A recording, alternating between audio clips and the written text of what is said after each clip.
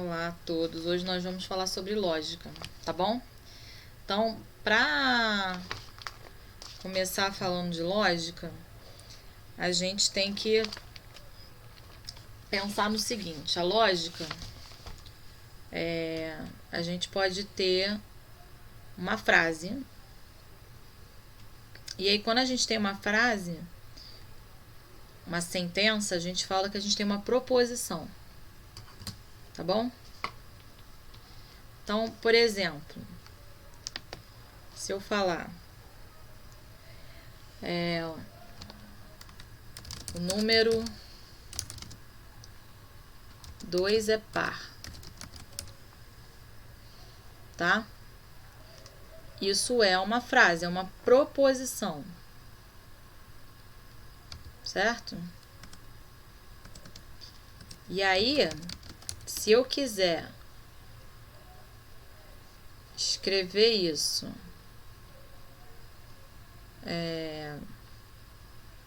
número 2 é par. Eu vou chamar essa proposição, que é uma afirmação que eu estou fazendo, de P, tá? Então, P é a proposição, o número 2 é par. Em lógica matemática, quando a gente quer negar uma afirmação que nós fizemos, nós vamos utilizar não P. A gente vai pegar e vai negar essa frase. Se eu considero que essa frase é verdadeira, e matematicamente a gente sabe que ela é verdadeira, como ficaria a negação dela? A gente representa assim, ó, tio P, tá? Ou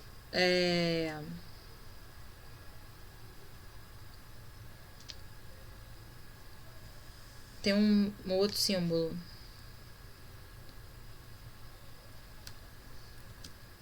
que é assim. Posso representar tio P ou assim, tá bom? Posso representar das duas maneiras. Então, vamos lá. Se eu quiser negar que o número 2 é primo, negar essa frase fica o quê? O número 2 não é primo, não é isso?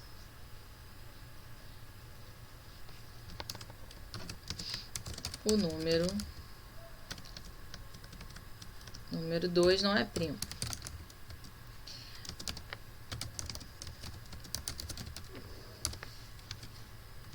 Então, se a primeira frase é verdadeira, a negação dela é falsa. Não é par, desculpa. O número 2 é um número par? Sim. Então, quando eu falo que o número 2 não é par, eu estou negando, eu estou transformando uma frase verdadeira numa mentira.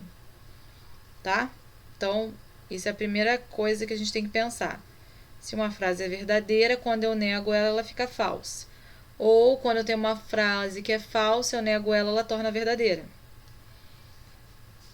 Vamos ver um exemplo aqui? Por exemplo, se eu falar assim, o número 6 é primo. Isso é uma mentira, né? O número 6 não é um número primo. Qual seria a negação dessa frase aqui? Seria o número 6 não é primo. Tudo bem? Mas eu posso escrever frases que têm mais de uma sentença, ou seja, eu tenho mais de uma afirmação. Eu posso ter duas ou mais afirmações. Por exemplo, eu posso falar assim: o 2 é par e o 3 é ímpar. Certo? Isso é uma frase que tem duas afirmações. A afirmação 2 é par e a outra afirmação é 3 é ímpar. E aí, quando eu tenho esse tipo de frase, eu tenho que analisar ela. Então, assim, quando a gente tem essas coisas, a gente tem que pensar na tabela verdade. O que é a tabela verdade? É a tabela que vai me dizer como que eu vou analisar minha frase. Então, por exemplo, no primeiro caso que eu tinha falado, o número 2 é um número par. Então, eu tenho uma proposição e eu posso negar ela. Então, se ela é verdadeira, como 2 é par, quando eu nego ela, que 2 não é par, ela vira falsa. Se ela é falsa na afirmativa, como aqui nesse exemplo aqui, o número 6 é primo, né, que eu tinha botado antes, então quando eu nego ela, ela fica verdadeira. E aí ela vira que o número 6 é um número primo. Não é primo, desculpa. Tá? Essa seria a minha tabela verdade para uma proposição, ou seja, quando eu tenho uma frase só. Vou dar um outro exemplo. Vamos supor que eu fale assim: raiz do número 4 é exata. Isso é uma verdade. Quando eu negar isso, vai ficar: a raiz do número 4 não é exata. Isso é uma mentira. Então, bateu com a tabela verdade. Vou falar uma mentira. O número 3 é par. Isso é falso. Quando eu nego isso, eu falo que o número 3 não é par. Isso é verdade. Tá bom? Então, vamos ver esse caso aqui, ó. O 2 é par e o 3 é ímpar. Então, a minha tabela verdade vai ficar: primeiro, vamos ver aqui. P, o meu P aqui é 2 é par. E a minha proposição Q vai ser 3 é ímpar. Tá? Então, eu vou ter a proposição P, a proposição Q e P, E, Q. A gente representa o E por esse chapéuzinho circunflexo aqui. Tá? E aí, a minha tabela verdade vai ficar assim, ó.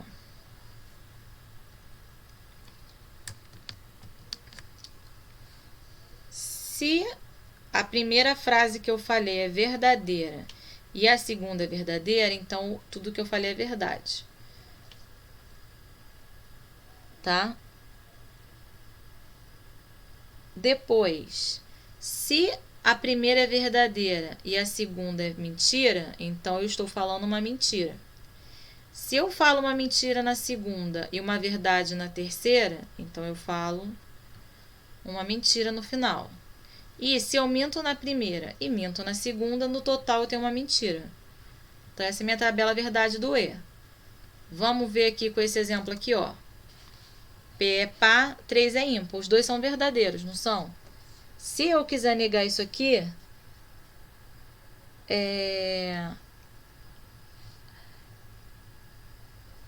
eu quiser negar a segunda só, né? Eu quiser falar 2 é par e 3 não é ímpar, eu estou mentindo.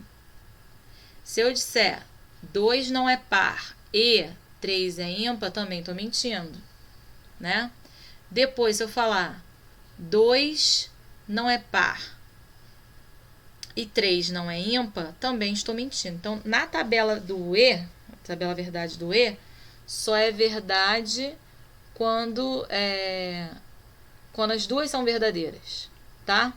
Não tem como eu falar uma verdade e a outra mentira e isso ser verdadeiro.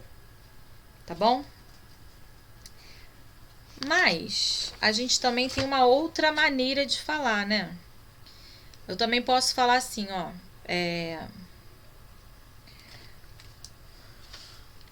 O 2 é par ou 3 é ímpar.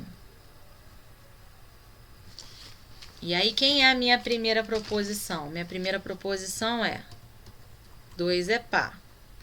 Minha segunda proposição é 3 é ímpar. Tá? E aí, como é que vai ficar a tabela do OU? P, primeira proposição Q, segunda proposição P,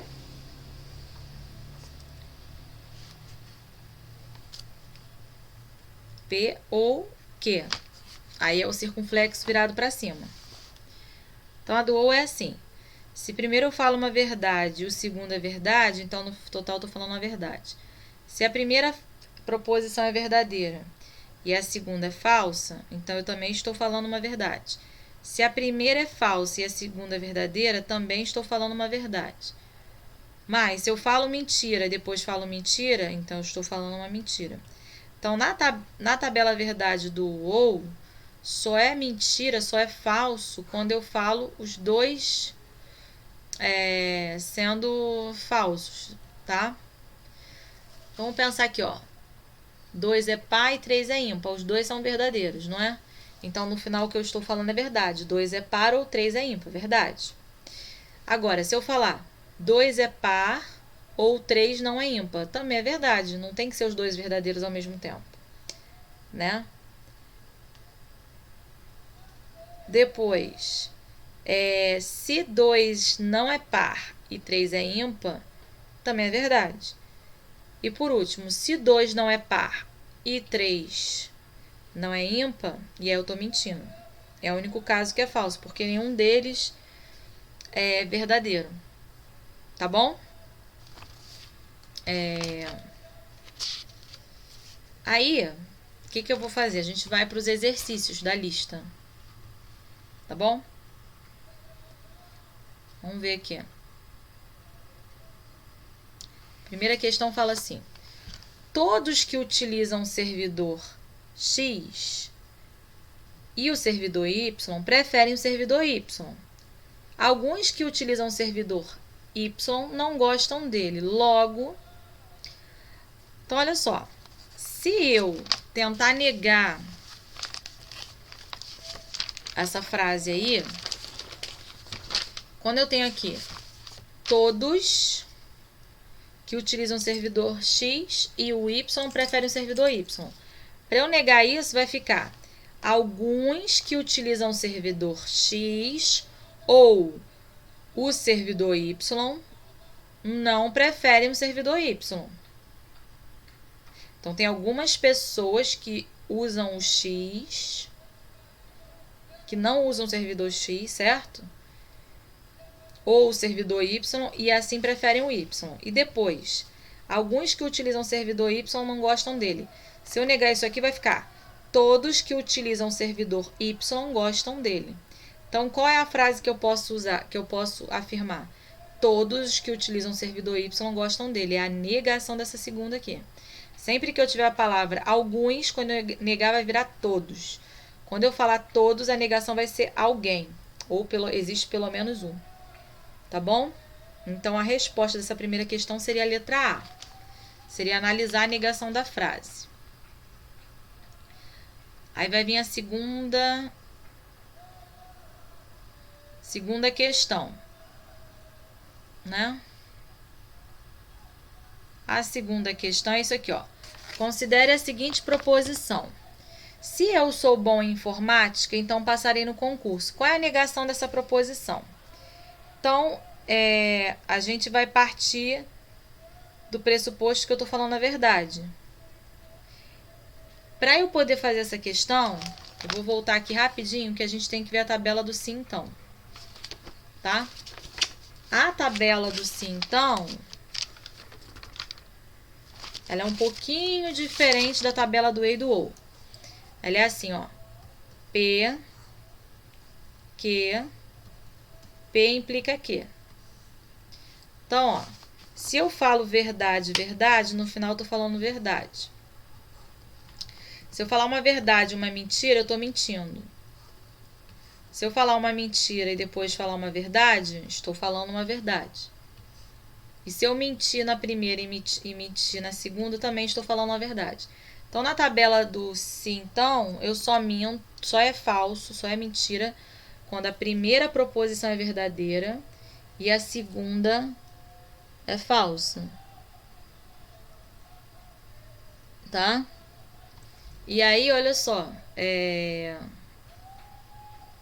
eu voltar aqui. Se eu sou bom em informática, então passarei no concurso. A negação disso, se eu sou bom em informática, não sou bom em informática, não é?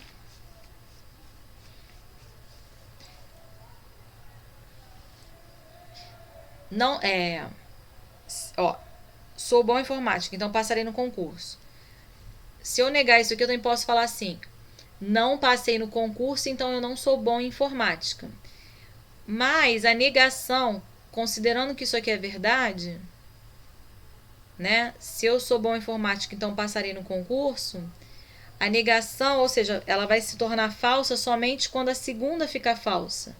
Ou seja, quando eu for bom em informática, e eu não passar no concurso, entende? Ó, qual é a primeira proposição? Sou bom em informática. Qual é a segunda proposição? Passarei no concurso. De acordo com essa tabela aqui, se eu falar sou bom em informática, então passei no concurso, é verdade. Mas se eu falar sou bom em informática e não passei no concurso, é uma mentira.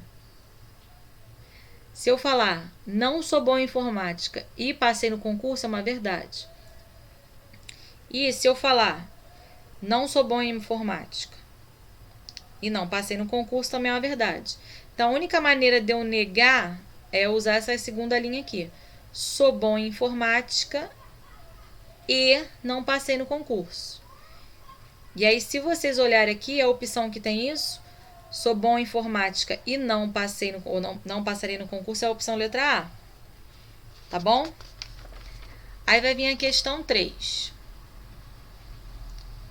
Na questão 3, ele te dá uma lei de formação. Ele fala assim, considere a sequência AN de números naturais definida dessa maneira aí. O primeiro termo é 1, o segundo termo é 1, e o enésimo termo é 2 vezes o anterior, né, o penúltimo mais 3 vezes o antepenúltimo.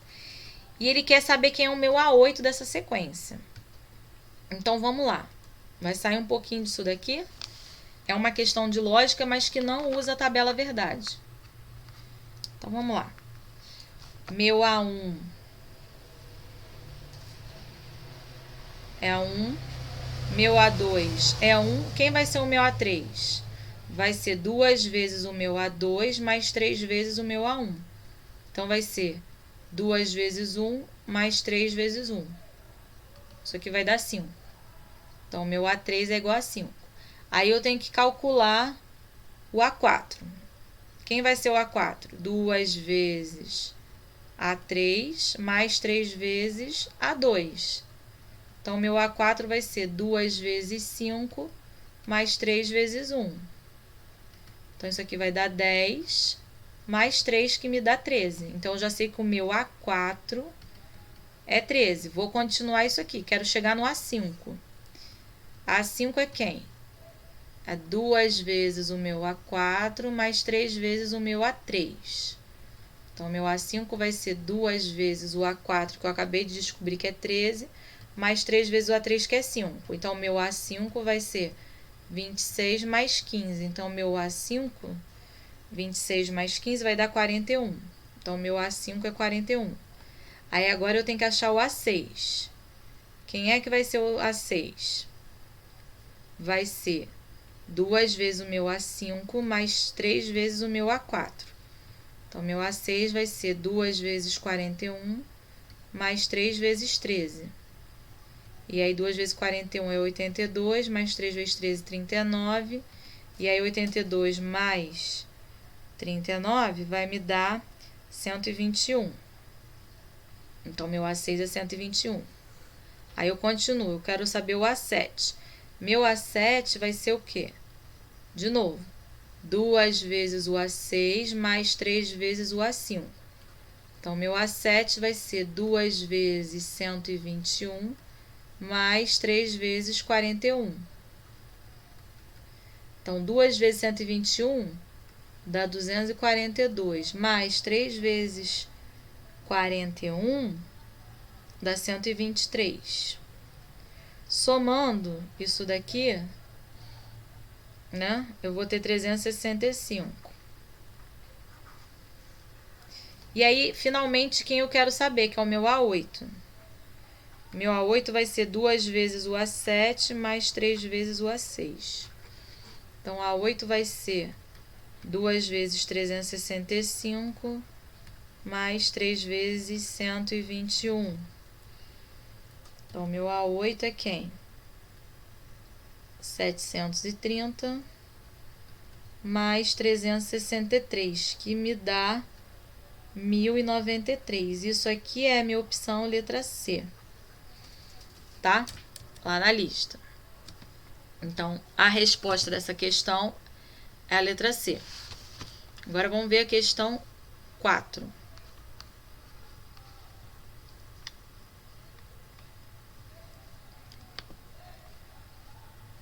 A questão 4, ela fala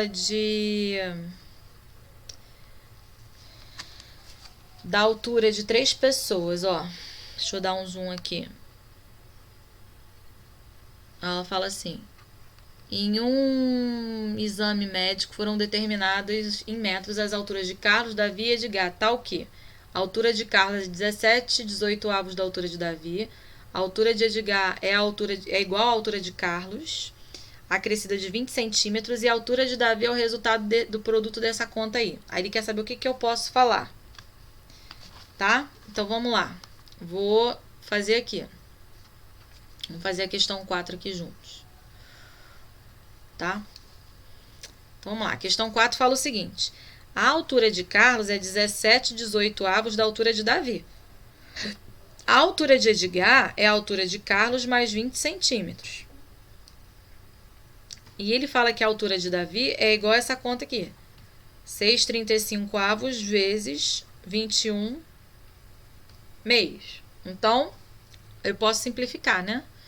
Aqui, 2 por 2 dá 1, 6 por 2 dá 3, e dá para dividir por 7 aqui. 21 por 7 dá 3, 35 por 7 dá 5. Então, a altura de Davi é 9/5, que é a mesma coisa que 1,4. Tá? Para quem não lembra, ó, 9 dividido por 5 dá 1, sobra 4. Eu boto um 0, dá 8, 1,8. Sorry, 1,8. Bom? Então, eu sei que a altura do Davi é 1,8. O que mais que eu sei? Eu sei que a altura do Carlos é igual a 17/18 disso. Então, é 16/18 de 9/5. Tá? E aí, eu vou fazer. 9 dá para dividir por 18. Aqui dá 2, aqui dá 1. Então, isso aqui vai dar 17/10. 1,7. Então, a altura de Carlos é igual a 1,7. E, finalmente, a altura do Edgar é a altura do Carlos, que eu já descobri que é 1,70, mais 20 centímetros. Então, a altura do Carlos é de 1,90 m. Então, se eu quiser colocar numa escala, quem é o mais baixo aqui? É o Carlos, né? Carlos é o mais baixo, porque ele tem 1,70 m. Depois vem o Davi e depois vem o Edgar. Edgar é o mais alto de todos e o Carlos é o mais baixo de todos. Então, vamos ver aqui as opções. Carlos é mais alto que Edgar? Não. Davi é mais alto que Carlos? Sim. Edgar é mais baixo que Davi? Não, ele é mais alto. A soma das alturas de Carlos, Davi e Edgar é inferior a 5 metros? Não. Se você somar 1,7 mais 1,9 mais 1,8 vai passar. Então, a resposta correta é Davi é mais alto que Carlos. Então, é a opção letra B. Tá bom? Certo? E aí, finalmente, a gente tem a questão 5, que era a última questão dessa lista. Falava assim: considere os conjuntos A, aí formado por esses números aí, 10, 20, 30, 40, 50, 60, 70, 80, 90, 100, e o conjunto B, que é o conjunto formado pelos números 10, 30, 60, 70, 100 e 200. E ele fala que C é igual a interseção B. E aí ele quer saber qual é a soma dos elementos do conjunto C. Então, repara o seguinte, o que é interseção? A interseção é pegar os elementos que tem em comum do conjunto A com o conjunto B.